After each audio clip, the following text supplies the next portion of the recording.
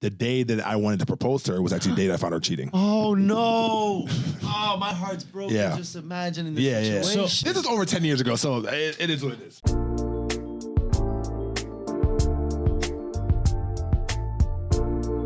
What's up, everybody? Welcome back to another episode of the Coffee Breakup. This is Chris. This is Marvin. Follow us on social media: Instagram, Twitter, Facebook, and TikTok. And we got the website, thecoffeebreakup.com. Check us out. You're here on YouTube. Like, subscribe, follow. Like, subscribe. Hit that notification bell. And if you're listening to us on the go, Spotify and iTunes. That's it. That's all you need to know. Fuck all that. That being said, back to the program. We got a nice guest, Marvel Bishop. What's up, buddy? Sir. How you doing? How you doing? Yeah, so you're How are you guys doing? We're good. Yeah, thank you for coming on, man. No, thank you for having me, man. Yeah, man. We freaking Uber stole a guy or whatever stole my freaking Uber coming here, bro. That's the reason why I was late. So you're running a little bit behind. It's all good. Kind of sucks though, man. It's so nice outside and we're here stuck in the studio. I want to thank you for actually showing up. But I bet when you got out of the car, you're walking over here like man, I wish I could just be out here. Be out here, beach. It's so nice outside. Water. Yeah. Whatever. But yeah, no, we wanted to bring you on. You know, we like to teach and inform people, and you've expressed interest a while back, and absolutely. I feel like you have a lot of wisdom. So, but first things first, we were talking about your name. You said so. Your name is Marvel Bishop. Marvel, right? yes. That's a stage name. No, it's not. It's my real name, actually. Yeah, definitely. I actually really appreciated your name is actually Marvin because now, so whenever I go out and it's really loud and shit, everyone's like, "Hey, what's your name?" And plus, I'm way up there. I'm 6'11", so it's like, I don't even know how the fuck I even fit here. Yeah, I'm surprised. Honestly, but then when people ask me my name and I tell them, "Oh, it's Marvel." "Oh, it's Marvin." No, bro, it's Marvel. Yeah, so I'm glad that we were able to differentiate that. You know what I'm saying? I get the opposite. People think it's Marvel. Yeah, what? Marvel, close. Really. People have called you Marvel. Yeah. Because there's only one Marvel in the world, which is me. That's you, hey man. And the whole universe, like the name of the universe. And it's a big difference of both of us, how we look. So definitely. You're more good looking, so don't worry about it. You look like a superhero though, so it makes sense. Yeah, basically. You do. Yeah. Damn, you're 6'11". You did sports? Yeah, I played basketball in New York. I played football, high school, played college as well too, and then played a little bit of semi-pro. Try to do pros or overseas, didn't really work out. So damn, but all right, but now you've established yourself here. I mean, you said you have your own company. Yes, talk about that. Yeah. So pretty much originally from New York, came here in 2009, went to FIU. Shout out to the Panthers, but I dropped out in 2013.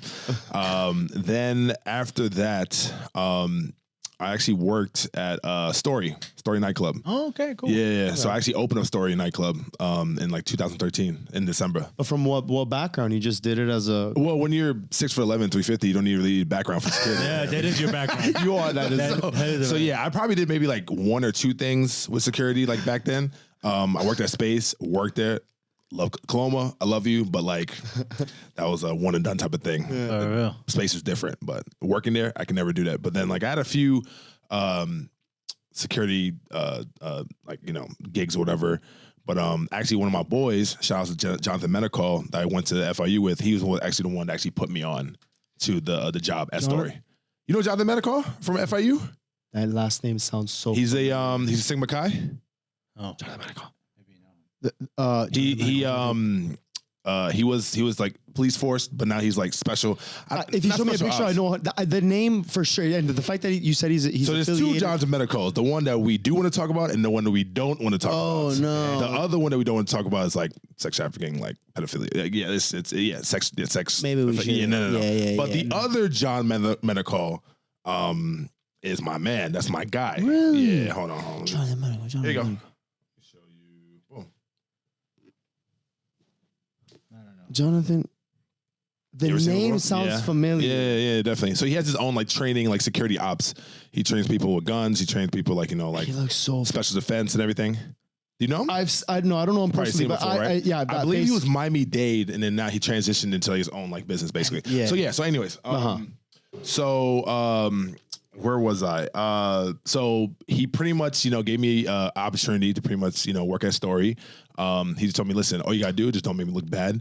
On Christmas Day, I went in there, I spoke to Jay Pink and Patrick Fleming. They were the security guards as far as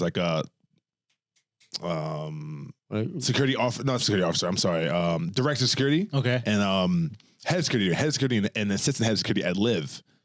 And then they went to Story because they were opening up. So they saw me instantly, they hired me. And then afterwards, Just think of the resume. Like, Yeah. I'm here to apply. Yeah. I'm 6'11". You're hired. Yeah, basically. And the crazy part is, it's a quick story on top of that, is that so I was actually scheduled to actually be a part of like the VIP. You have been the story, right? Yeah. You know, dance floor in the middle, right in front of the DJ. Yeah. I was like one of the people that pretty much like protected like the VIP tables and all that. But in the beginning, I couldn't because I didn't have a jacket that could fit me.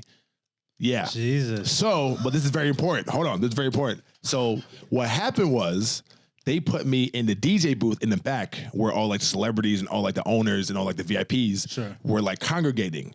So that's how I met David Grumman. That's how I met Chris Pacello. Shout out to him. He used to own it. And pretty much everybody, honestly. So I used to work there specifically in that area for like 3 to 4 months. And then after that, then I got like everyone pretty much knowing me. Then I went to dance floor because I got a jacket. You got from Yeah. So fast forward like 3-4 years ago.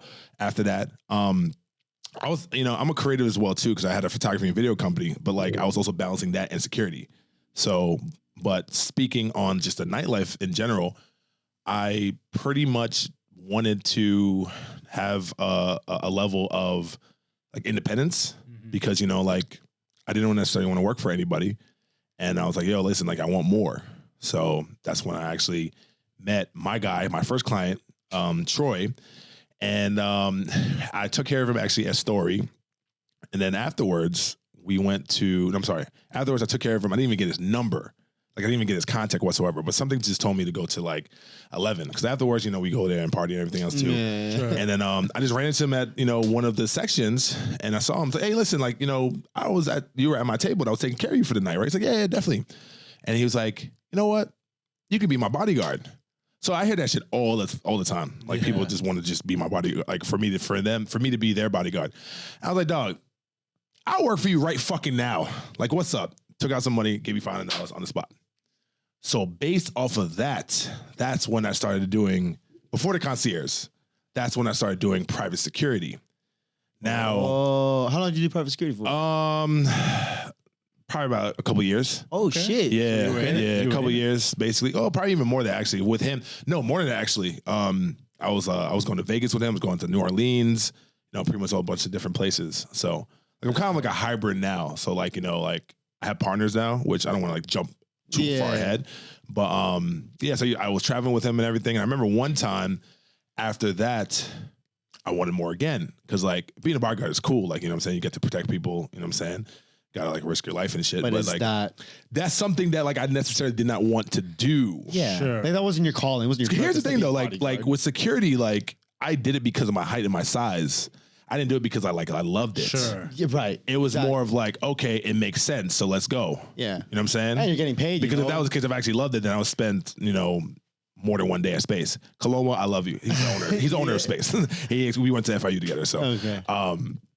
But yeah, so after that, I remember one time I was at Marion Brickell, I think it was like one a restaurant. I was taking care of somebody, really, really like high end, like very loyal client.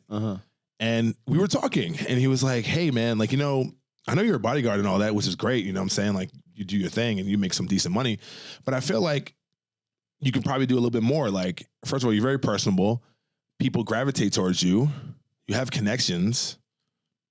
Like, why don't you try to expand the company a little bit to more than just like bodyguard, more than just security? I was like, really? He's like, yeah. Like, unfortunately, not everybody, but for the most part, a lot of bodyguards are just like meat shields. Yeah. Like, they don't necessarily have personality. And sometimes they don't really need to because it's like they just need to just, it's like you just speak when you're spoken to. right. And they're okay That's with just- that. And they're okay with that because that's just pretty much what comes to the job. Yeah. But for me, like, like, I got to the point where, yeah, it's crazy. Yeah, because I'm thinking of Go like, ahead. imagine you wanting like you get hired to be a bodyguard, and then you like want to talk to the guy who hired you. And But the they're funny part is that like with me, You're a worker. people did talk to me because Right. of the person I am. I- People just yeah. kinda said, Chemistry and stuff yeah, like that, bro, yeah. you know the vibes. Like vibes was just there, and they were just comfortable. Like I have secrets, and I have like things that people tell me that I will take to my grave. yeah. Because they were just so comfortable to telling me everything. You know what I'm saying? And that's just all the discretion of what I do as a profession. So afterwards, he was like, bro, like, why don't you just like open up a concierge company? I'm like, I'm like, all right, well, yeah, probably. And then after that, then I started looking up at it more and then like see how I can definitely do it and how I can definitely position things. And then after that, then I started to like, having like different divisions of the company. So, it's like I have the executive protection, I have the transportation, I have the concierge. Okay. So the concierge basically is like literally like anything in Miami. We're based out in other cities as well too. Like we're mainly based in Miami, but we're working on DC right now. New York, LA, Vegas, Atlanta, Arizona, and we're working on right now Nashville, Tennessee, and Dubai. What the? Yeah. Wild, dude. So how does that work? So and they'll be like, oh, I go online, I call you, I book. How does the service? So the service is pretty much is people call me and they call my partners basically. Is it usually like word of mouth or like right now because of like wealthy people looking and knowing wealthy people, they just hit them up like true, right? For this type of high end service, because I deal with the 1%. Yeah. So it's like they don't necessarily look at like, okay, let me Google. Yeah, like, no. yeah. Now you can Google like there's people that you can search on the first page like, hey, listen, this is like a whole bunch of people that you can get service for. Yeah, but that's the minor leagues. You're in the major leagues, right? Well, yes. Yeah, come on, do your own horn. Yeah. But when it comes to this high level of service, the elite refer to, what I'm saying, they talk to them about you. Right. Like it's not, they're not looking up. You know what I'm saying? Of course, they don't need them that. off. Yeah. Which is better. Mm-hmm. Okay, so and that's how. Okay, so then what do you do then? They say, okay, well, I want. Like, So there's different types of levels. So there's a basic level where you come to me, right? And I pretty much plan everything but it's not necessarily like white gloved. It's just like me basically booking out all reservations, all services. Say if you want to go to Komodo, say if you want to go to Poppy Steak or Carpaccio or Carbone, in those places, or like Live Story, I pretty much build the whole entire itinerary. That's one level. Second level is pretty much a little bit more hands-on. Second level is we walk with them with the clubs, we walk with them to the restaurants and lounges too, and we make sure everything's good and everything's smooth. The last level, which is the highest level, which is 24/7 concierge service, where we have a team and they pay a premium where they pretty much pay for 24 access to me, to our team, and whatever they need, we freaking do it, bro. If they fucking call me at 3:30 a.m. to get a freaking carton of milk, get it done. Right. Wow. But that's the premium that they're paying. That's a premium. For. Yeah, they're paying chose to 10, go up 15, 20K for a weekend for our services. Yeah. And that's just, So it sounds like people who aren't familiar and they're like, well, I want the full Miami experience. I want or wherever I'm at. Yeah. All right, call you, and then you're like, okay, well, we do this, boom, boom, boom. Do you give them options, or is it just, hey, this is your? We give them options, but at the end of the day, these type of people don't necessarily want to think. Okay, we So we do the thinking for them. That's literally what the service is, and our access and our level of service is pretty much what they pretty much pay for. Right. So I'll give you an example. So when it comes to like reservations and bookings and all that, right? Like you guys have been to Komodo. Yeah. I've been. So you can most likely get a reservation by yourself. Yeah, I wanted to ask you this. Yeah. So what is the difference between me and basically you just calling? Sure. So what I would say is that, okay, you can call and make the reservations by yourself, but there is a difference between a regular reservation that you guys do and a Bishop reservation. Okay. Like when anybody pretty much books under us, they're treated as VIP. Things are a lot more turnkey. I can see that. But has it always been like that? Or no? Exactly. Well, no, because I had to get there. That's what I'm saying. Yeah. Right. So like right now, knowing your reputation, if you're the one that makes the reservation, it's like, yes, right, yeah, there's a big deal. Mm-hmm. But it took a while to get there. Well, yeah, it's all about just taking care of people, man. Taking care of people within your industry as well too, and also paying it forward. True. True.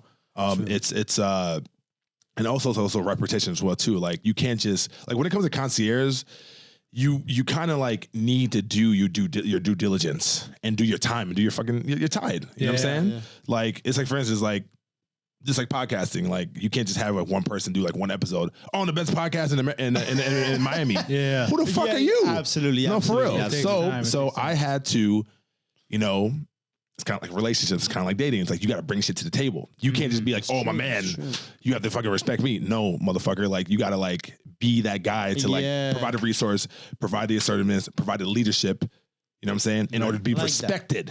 So it's the same thing, the same parallel when it comes to dating, when it comes to concierge.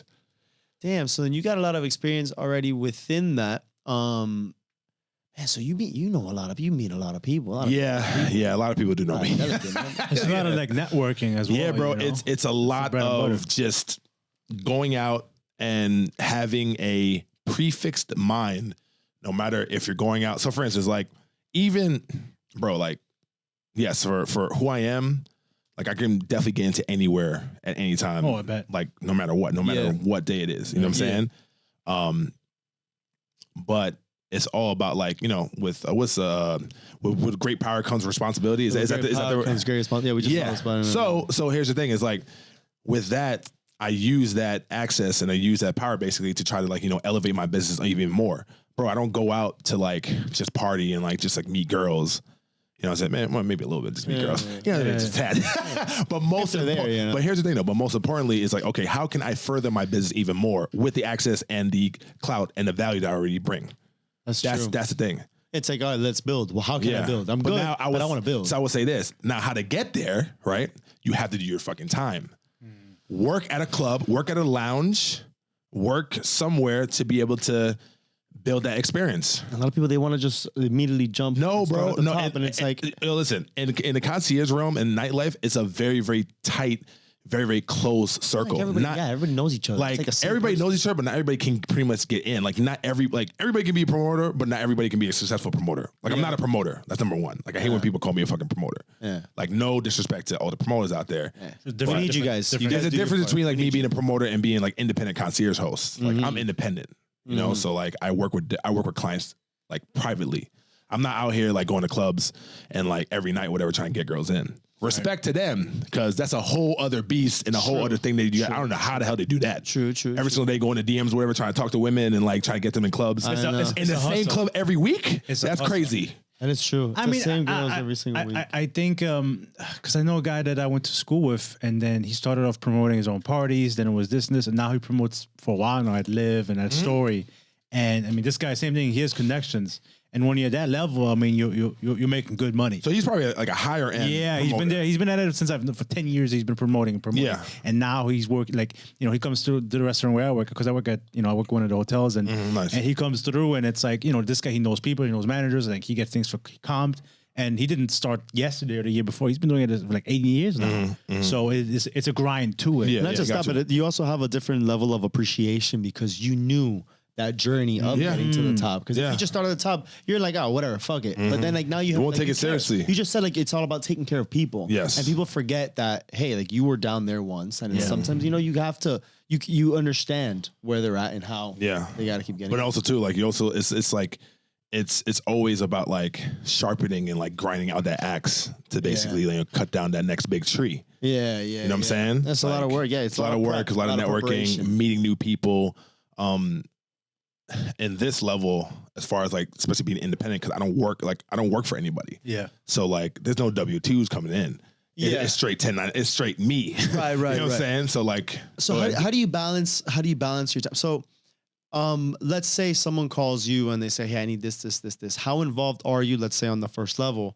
The reason why I'm asking is I'm trying to understand the time, the freedom that you have with the amount of work that goes. So I would say this. The more money that you pay, the more access that you have to me personally. The more involved you are. Yes. What's going on. Makes sense. Yeah. I'm not there yet, but definitely, I'll say maybe about a year, maybe even 2 years from now, I won't necessarily even be doing the reservations. I'll have somebody do it. Somebody you have a who team works or for me. something. Yeah, that does the reservations for me. Right. That pretty much represents the bishop name. Yeah, absolutely. Yeah, because that's the thing too, is like, at the end of the day, like, me personally, like, you know, like I have like an exit strategy within like 10 to 15 years. Like within 10 to 15 years, like I want my concierge company to be like one of the like most known and best like in the world. Yeah, absolutely. But for me, like, you know, like for your business to grow, you have to let go. So with that being said, it's like the more involved you are, then like the more personal you are, but then the less scalability that you have in order to grow. And that is a very, very tough thing when it comes to concierge, because a lot of people, how they are successful is because of their personality, who they are as a person. But then when you try to get to the next level, as far as like, you know, like our goal is in this year is to have 100 clients. That's our goal. But when we get past 100 clients, you can't maintain that. Yeah. You have to find out how to scale it. You got to scale. You know what I'm saying? But then here's the thing. When you scale it, you lose a little bit of that touch. That's just how it is in business. You know what I'm saying? It's like you're scaling, and you have the personability right here, but then like as you're scaling up, then this goes down. Yeah. And you still need to want to keep the quality of service. I think the way to mitigate that is by bringing on the right people to a good team. Yeah. Building team. culture. So that's what I'm doing right now. I'm building culture within my company right now. That the Bishop, my concierge company name is called Bishop Executive Services. So my last name is Bishop, which is a very, very powerful name. But you guys play chess, right? Yeah. So the bishop in chess, what does the bishop do in chess? Protect the queen. Protects the queen, and it protects the king as well too. I bet you ain't even know that. No, I didn't know that. I bet you know so they that. cater to the king and queen in their every need, and it's a very dominant chess piece. Ooh, So, I got goosebumps on yeah, that one. yeah. Giving your service is perfect. I like that. Yeah. All right, so man, so how do you're there talking about girls and this and that, man? So it seems like right now you're very involved, Yeah. and even if you don't want to be involved, it seems like you still need to. Yeah. How do you balance like a life outside of your career and your business, and how do you balance that? Or is there a balance? Bro, this is like the $1 million fucking question. Is there balance? What do you do? Like, how are you here right now? You see, like that's what I'm trying to understand. So, Yeah, let's see if that's your boy. my bad. This is actually a client. Hold on. Yeah, go ahead. Go ahead, Alex. Pay attention. 24/7 concierge. That's what you get. In fact, no, don't cut it. Leave it. This is what 24/7. Hey, what's up, man? How you doing? 24/7 concierge gets this. Okay. My daughter's not feeling well. She's got some kind of abdominal pain. My wife wants to take her to the ER. Where should I go? Mount Sinai. Mount Sinai? Yeah. That's the best one? That's pretty much one of the best hospitals. What I can do is I can call one of my partners actually that's in the medical concierge, and I can try to get some information from her if you want me to do that. What do you mean? Like I call her? She's no, I can call her real quick and be like, hey, listen, I have a client that's in town. Like his daughter's sick. Like, what's the best hospital? Because I don't really know too much about that, but she does. Yeah, she's just having like a very bad. All right, let me call. Let me. I want to make sure it's not the appendix. No, I got you. Let me call my partner real quick. I'll call you right back. All right. I mean, can you give me a car here to bring her? Yeah, let me work on that right now. Yeah, I can Uber. Yeah, that's probably be better, honestly, because yeah, definitely. Okay, all right. Let me call you right back. I got you. Yeah. We're gonna take a short break. Yeah. Sorry, guys. We'll come Alright, back good. now. It's actually kind of cool. The fact that I'm seeing it in action. Yeah. Yeah. So I have a group, which is a family who's here for the weekend. So like Oh, cool. Can we keep that in? maybe. Hey, what's up, love? How you doing? Hey, so I have a client that's in town, and his daughter is like really sick and having like a lot of like bad stomach aches. What's the best hospital to go to the ER? Man, I don't really do ER. Just go to urgent care. Okay, do you have a suggestion? It's gonna be too much. Do you have a suggestion where to go to the ER? Like where to go? I would go to an urgent care. Just go to anyone in the area. Okay. Just the nearest one, because they're all gonna do the same thing for her. Okay, so she'll definitely be serviced a lot quicker if she goes to urgent care, right? Yes, urgent care. Okay, good. Sure, you're gonna wait forever. I got you. All right, I'll do that now. Thanks, love. I'll call you later. All right. She is hot as fuck. By the way. Like, yeah, she's a smoke show. Yeah. So basically, what I'm doing now is I have to find an urgent care for. Do you know where Where he's they're at staying. right now? Yeah. How do you know where they're they at right are now? they're at the one hotel. Okay. So There's urgent care that's there. The hell's that? One hotel on the. It's the beach, right? Yeah. Nah, there's gonna be some around. yeah. So cool. So yeah, so I mean, so here's the thing. This is actually the first time I've actually dealt with something like this. Like I've never had a client call me up like, "Hey, my daughter's sick. Like, what should I do?" It's like an emergency. Yeah. Wow. So like, it's not just like partying, and it's just not just like Right. It's accommodating literally- them. It's an encompassing like approach. Yeah. I'm so happy that man. Yeah, you gotta let me know if I can keep that somewhat Yeah. in. I'll clean Yeah. some of it up. But Yeah. damn, that was pretty cool. Yeah. So pretty cool. All right, let me call him back now and then tell him. Yeah. Go ahead. You're saving the day right now for this guy. That's pretty cool. Hey, bro. Hey, what's up? All right, so my suggestion is I just sent you a screenshot of the closest urgent care. Don't go to the ER because the ER is going to take too long. Yeah, they should be able to. Like, you know, it's pretty much the same thing as a hospital, honestly. If you want to go to ER, you can go to ER, you can go to Mount Sinai, which is fine. But if you want to wait, if you don't want to wait that long, I'll say go to ER, go to urgent care. All right, so the screenshot that I sent you is that's the closest one is MedRight Urgent Care Miami. It's the closest one to you. Do you want the number? Okay, I'll text you right now. Anything you need, man, let me know, all right? Did. Like, Yeah. You're on the spot, but look at that. Boom, boom, bang, bang. It's part of the game. Yeah, bro. You know? You have to be, bro. You're like, that's another thing too, man. Like when these people are like paying like this, That type of money, that type of yeah. money, you got to be accessible, bro.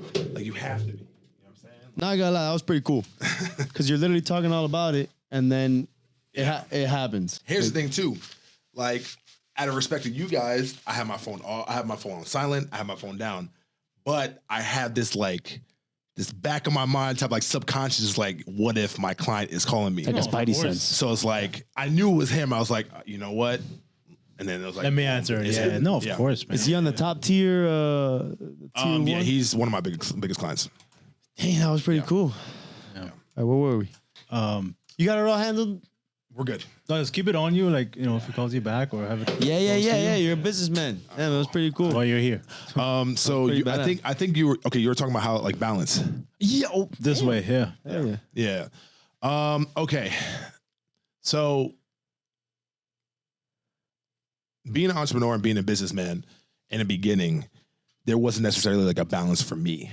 It was just like, 24/7. Cause like, you basically trade in, your 9 to 5 for your 24/7. Yeah. Now, when you start getting older, when I first started my business, I was 28, 29. Now I'm 35. So now it's like, now my priority and my mission, my purpose is still the same, but it's altered a little bit because it's like, I have to be able to spend my energy wisely. Exactly. And because I'm expanding, bless you, I'm expanding as well too. You know what I'm saying? He can't stay. He can't sneeze on the podcast. Not on the show. This guy was coughing. Low-key, you guys are funny. This You guy guys are was funny. coughing all over the place. I can't sneeze. Anyways, Yeah. sorry for the interruption. Nah, it's all good. But yeah, so like when you grow, you have to be very, very smart on how you expend your energy. So it's like when you expand, you got literally less time for fucking bullshit. Yeah. And it's kind of hard to like read like what deserves more time. Where do I allocate more? Trial and error. Right. Well, I'm talking from a social standpoint, not just business. Yeah, okay. And then also too, so I call myself like the master of delegation. Okay. So when you have businesses, I own about 3 businesses right now. The only way you can be pretty much self-efficient and especially have things in your life that definitely mean the most is to have proper and ultimate delegation. Mm-hmm. So with this, I had a party and a relaunch of my company for my concierge at 11 Rooftop. Shouts to 11, my family. They're my exclusive partner as of right now. Oh, cool. Yeah. So like we had a whole thing. Actually want to show you this, guys. Need to go to Mount Sinai. Okay. They're going to Mount Sinai. Yeah, they're going to Mount Sinai. It's a good hospital. Yeah. They'll be in good hands regardless. Yeah. I think that's like one of the best hospitals, honestly. Yeah, That is really good, yeah. Yeah, it's not. What's the bad one? Baptist? No, Baptist is horrible, right? I thought No, Baptist was but I good. thought Is it depends what you're going for, like there's they're not all- Jackson. it depends. Jackson good. I've never been. Jackson, I think when it comes to surgeries, they're pretty good. Mhm. Again, They it have the depends- right or trauma center. Yeah, the in trauma, Jackson. exactly. So it depends what you need, So So let me show you. Boom. So right over there, this is pretty much, you guys can filter it through and be swipe through it pretty much. And that was the party that I had. So the reason why I brought that up is because now since we're expanding and we're growing and having exclusive partners, I have partners within my group now. So I have a COO, shout out to Anthony, and a CFO, Lamont. So that's how I'm delegating and pretty much dispersing different tasks and being able to service to be able to service our clients. Yeah, but do you ever feel like now there's like less? You have to have a lot of trust in the people that you appoint that to, because as a business owner, a lot of times it's your vision. Yeah.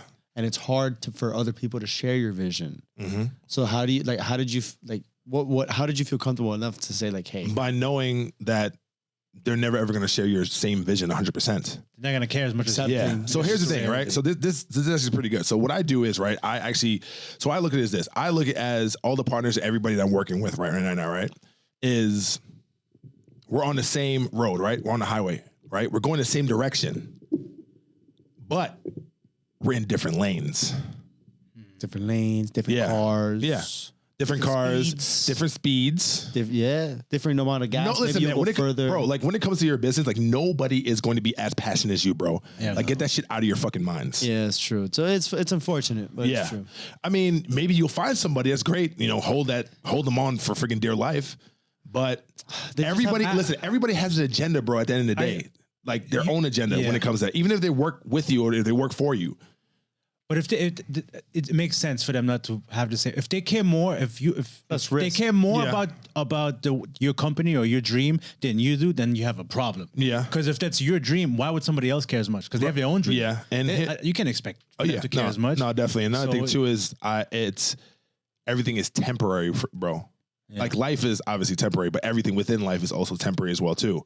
Like what I do and what I'm doing right now is forever. But people who's working for me, like at any day, they can leave tomorrow. Just can another, never so leave. let's take another So job. how do you deal with that? Right. You deal with that with pretty much having no expectations whatsoever in life. Okay. Well, That's how I operate. yeah. If my partners right now can literally call me and be like, "Yo, listen, I don't want to work with you guys. I don't want to work with you anymore." Okay. All right, I got to figure it out. Okay. Being the number one Can't be upset. and being the CEO and being like the leader and being like the alpha, Yeah. bro, like that's what comes with it. You're the last line of defense.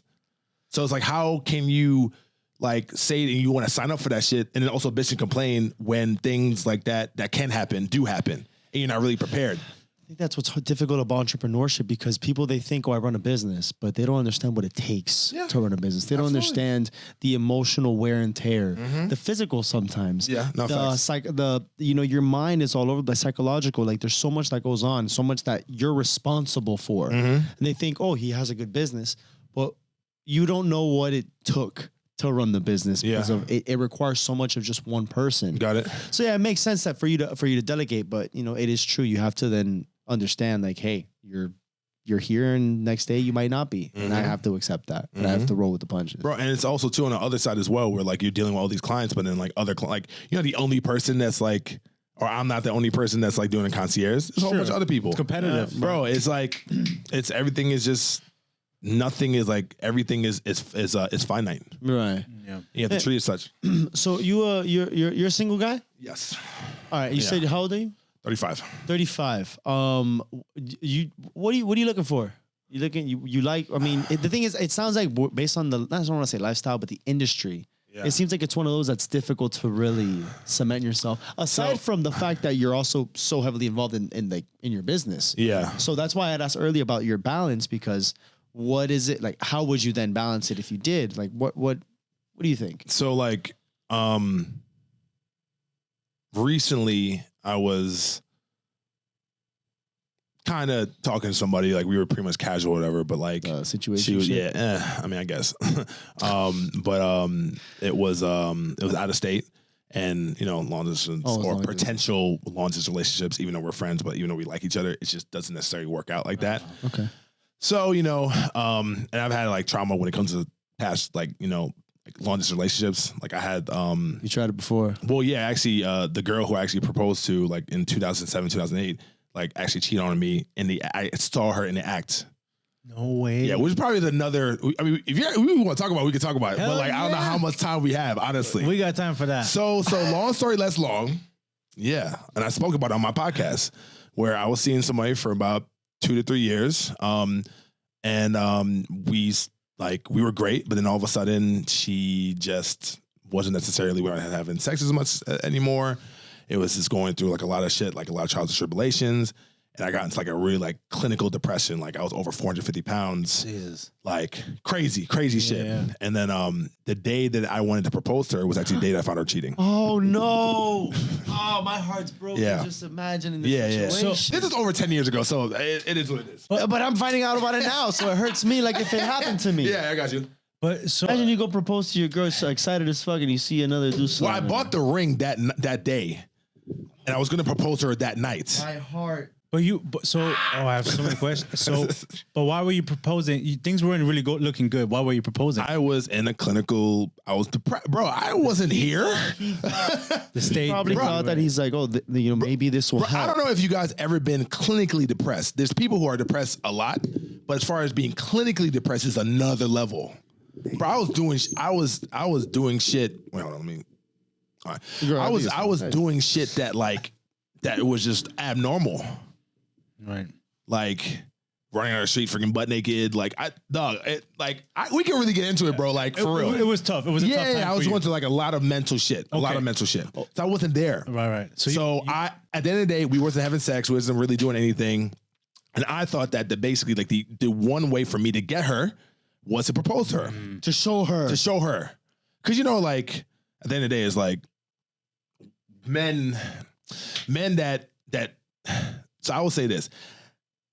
The things that we do things that we don't necessarily should do when we are really, really liking. I got it. Thank you, sir. That's another thing too. I fucking sweat like a damn pig. That's fine. That's what it's for. Bro, like we the things that we are not supposed to do, like the things that we do pretty much when we are really, really interested in a girl, like we are not supposed to do. Like if that makes sense. Like you get blinded by unfortunately, the less that you do for a woman, or the less interest that you show for a woman, at times, then they become less attracted to them. It's part of the game. Or you mean it's the game, bro? It's part of the game. Those who choose to play, that's part of it. Yeah, it's part of it. Yeah. You mean the less you do, the more they're careful, the more they're interested. Bro, Yeah, yeah, bro. That's part of the game. It's part of the game. It is part of the game. And that's synonymous throughout, even like the relationships as well too. Like I had this thing, and I actually did this to the girl pretty much that I was interested in. I did way too much for her. Mm-hmm. I was buying her flowers. I was doing that. I was sending her shit, this and that.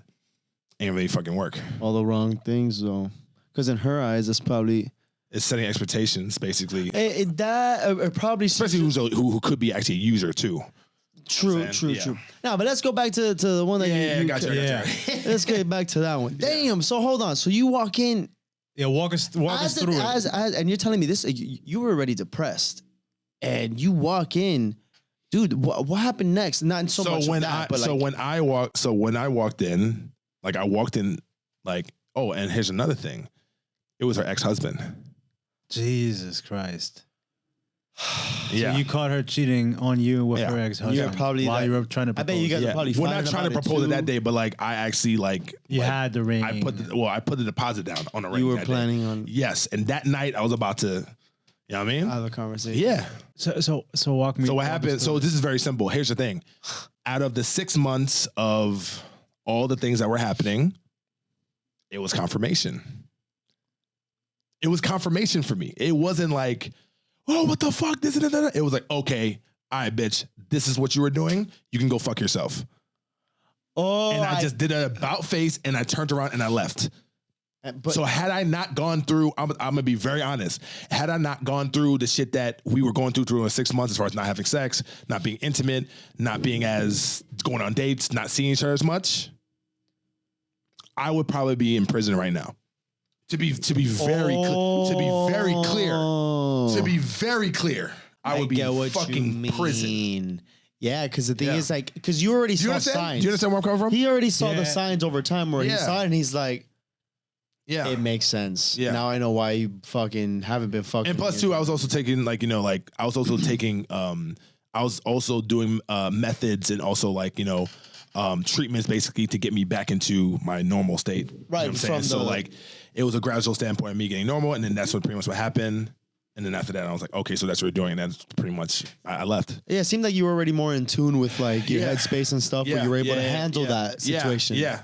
Can you imagine if he was like, everything was fine, everything was good, and he thinks that I found the woman of my dreams. Everything's perfect. He walks I in would and be someone in prison. That's what I'm saying. That's what he's saying, dude. That's rough. Imagine you happy as hell with your girl, and you walk in and someone else is banging her. What would you do? Who would you kill first? I don't even know who. Yeah, that, You see what I mean? Yeah, bro. It's just Because if wild. she's been doing some sketchy shit, and you've been like, man, you're acting mad weird, and then you catch it, you'll be pissed, but you're gonna be like, Yeah, it makes sense. oh, this. Now I get it now. So did you?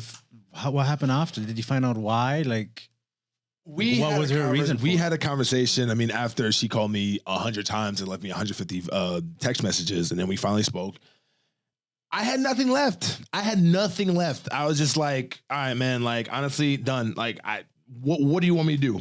Like, how can we salvage that? What can we talk about? What is there to talk about? Really, nothing. There's nothing to fucking talk about. And then she tried to get me to like talk to her mother. I was actually really close to her mother. So it was like, she tried to get me like to pull back, to pull in or get to pull back in through her mother. Yeah. Yeah, you know how it is. Take the mom route. You know That's how some it is. crazy You know how it shit. Because is. you don't hate her mom, you hate her. No, yeah. So definitely. she's like, hey, mom. But the thing is that here's the thing though. Here's the crazy part. I didn't even hate her. I didn't even hate my ex at that time. I didn't. There was no emotion. There's like a peace, probably. there was just no emotion. silence. I think Like a I think- relief almost. a relief as well too, but it's like it's emptiness. It's like, you know what I'm saying? Mm. Like Yeah. there was nothing left in the well for me to even give a fuck about her. And I think that's even more dangerous than actually really giving a fuck about her. It's Honestly, like a numbing. from her end, I think. Do you think that also helped you on the for your recovery and like for like healing after Yes. that? Because you were like already Yeah. in a different Yeah. space. Well, what I did was I took the next 13 months. I went to the gym 2 to 3 times a day, Jesus Christ. and I was a madman. You're motivated. Yeah, dropped like 100 pounds. Yeah, wait, was this was before you had your businesses? This is or- before, this is pre Yeah. this is pre entrepreneurial. Oh, my this, God. this is pre entrepreneurial Marvel. Can you this is imagine? 2009. This is 2000. Yeah, Imagine this happening, and you're like halfway through your business. You're trying to scale. It happens now. yeah. This year, you said, "Well, the goal is to get to 100 clients this year," Yeah. and then you find that out, yo. That's why, honestly, as far as dating and relationships, though, that's why shit is secondary right now for me. I do go out. I do have fun. You still think there's a little bit of trauma that's still set in there that you haven't fully been. I definitely would say that my past situations that I've had of me actually probably getting a really good woman, I've definitely fucked that up because of my absolutely. Yeah, maybe something absolutely. came out. Listen, I'm a man. I take accountability. Like, yeah, Wow. it's not just all these bitches are whack. Like, no, like I do understand that like a lot of it, like for instance, like the situation I had, out of state, there was definitely some things that I did that I could have done better. Yeah. Oh yeah, wait. So the out of state one was somebody else. Mm-hmm. How long did that go on for? I mean, that was like last year. I met her last year. Oh, so pretty for a much. Couple months. Yeah. But it was casual. But like, it's like I was basically treating her as a girlfriend when I shouldn't have. I should just treat her as a friend, basically. And that was the unfortunate part because I was doing way too much for her. Really? And I didn't necessarily I didn't vet her. Like I just basically vetted her without vetting her and just basically did so much for her because I wanted her. Like vetting as in like getting to know her or Getting to like, know her I too, don't- but also like basically like having her to prove that she deserves is she what worth it? I'm giving her, Like is she? or she's deserving to be in my life. Yeah, that's true. Yeah, you want to make sure someone like you bring a lot to the table. You got to give yourself some credit. Yeah. Is anyone willing? You got some on your forehead there. it's gone. No, still there. Bro, I mean, listen, man. I mean, at the end of the day, I do think it's some certain levels, like when they do talk about like, men are the prize. I do believe that, but like we have to be very careful when it comes to that. What do you mean? Because not all men are the prize. Like not because you're a man or only a man, you're the prize. No, true. Oh, true. Like 100%, if you are of a course. high value man, if you're a person that is and not just money, but also other things and other attributes that pretty much makes you a high value man, that makes you the prize. That's true. That's true. Yeah, I a lot of women like will say, well, I need to be treated like a queen, but a lot of times, are you treating your man like a king? We need to be appreciative of these high value men, and it seems like they don't get the same, you know, appreciation because I mean, I don't know. It's Well, because we like things differently at the end of the day. It's like, from what I want in a woman is not necessarily what a woman wants in me. Okay. You know what I'm saying? So I'll give you an example. Yeah. So for instance, like, especially like when it comes to like, you know, modern women, alpha women. Sure. Yeah. Bro, That's true. dope. Get your fucking money. I'm so happy that, you know, women these days are like the most liberated they've ever been, which is fantastic. Go women. Go women when it comes to that. However, when it comes Fuck to all that. Whoa, listen, fuck all that. When it comes to when it's like they're doing things that doesn't necessarily give them the same results or give them the results that they want. So for me to be for them to attract me, they're like, yeah, you know, I make $150,000 a year and all that shit. Yo, I don't give a fuck about your money. Like I don't want to date me. I get you. Now I'm not saying I want to date a bum. I'm not saying that.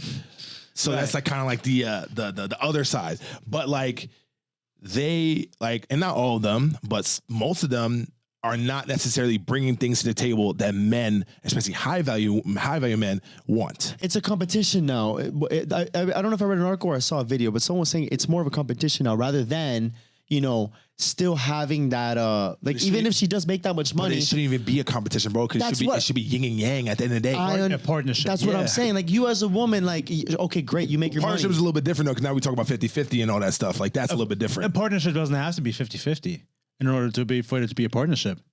Okay.